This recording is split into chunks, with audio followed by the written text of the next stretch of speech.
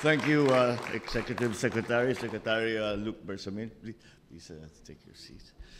The Senate President Chis Escudero, the Speaker of the House of Representatives, Speaker Martin Romualdez, our newly minted Department of Education Secretary, Secretary Sani Angara,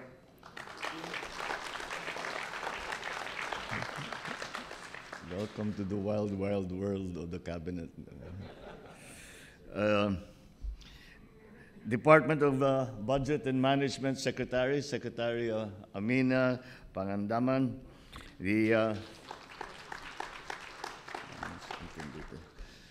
Presidential Legislative Advisor, Mark Leandro Mendoza.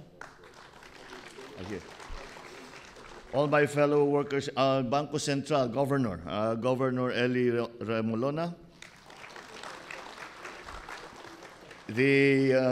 All my fellow workers in government, ladies and gentlemen, good morning.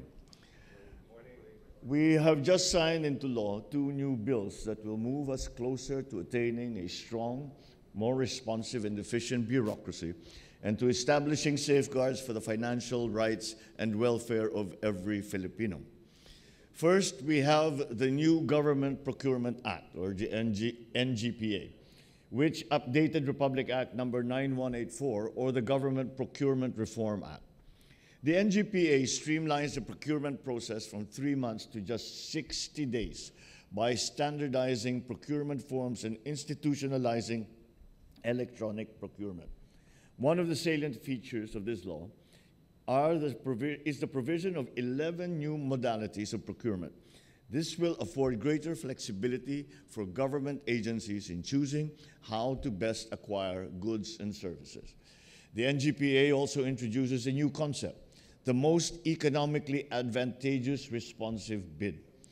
This is actually an attempt to consider the qualitative, not only the purely quantitative, but the qualitative economic value of any proposal as an alternative to the prevailing practice, of which we now do, of choosing just the cheapest product, or what we now call the lowest calculated and responsive bid. This frees us from the obligation of selecting the lowest priced bid when there is a better choice. This will ensure that we get not only the best prices, but the best deals for our clients, the Filipino people. Another important feature is the conduct of strategic procurement planning, which mandates more detailed and purposeful planning to increase the success rates of procurement transactions. In procurement, we also take into account our environment. The inclusion of sustainable and green public procurement practices in this law demonstrate the country's commitment in addressing the worsening pollution and challenges of climate change.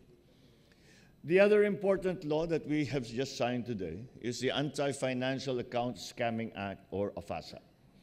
To combat the surge in crimes involving scams online, this new law mandates financial institutions to implement necessary safeguards to protect our citizens' accounts, and this is essential in this time as cyber criminals use technology to defraud fellow Filipinos, causing not only personal economic loss to them, but also a loss of trust in financial institutions. It will protect our people from falling prey to perpetrators who target their banks and e-wallet accounts. The AFASA also defines and penalizes money muling activities, social engineering schemes, economic sabotage, and other offenses involving financial accounts. Moreover, this law authorizes the Bangko Sentral ng Pilipinas to investigate and inquire into financial accounts that may be involved in the commission of prohibited acts and to apply for cybercrime warrants with respect to electronic communications used in any violation of this measure. I hope that through this law, we can deter the majority of the financial scams that we have been seeing, while at the same time fostering greater trust in our digitization efforts.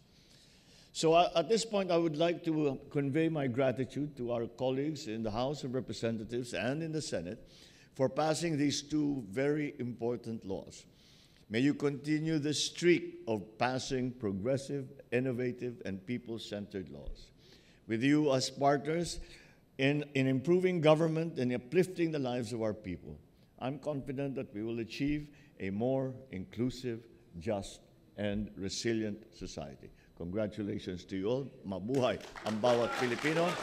Mabuhay ang bagong Pilipino. Maraming salamat po at magandang umaga po sa inyo.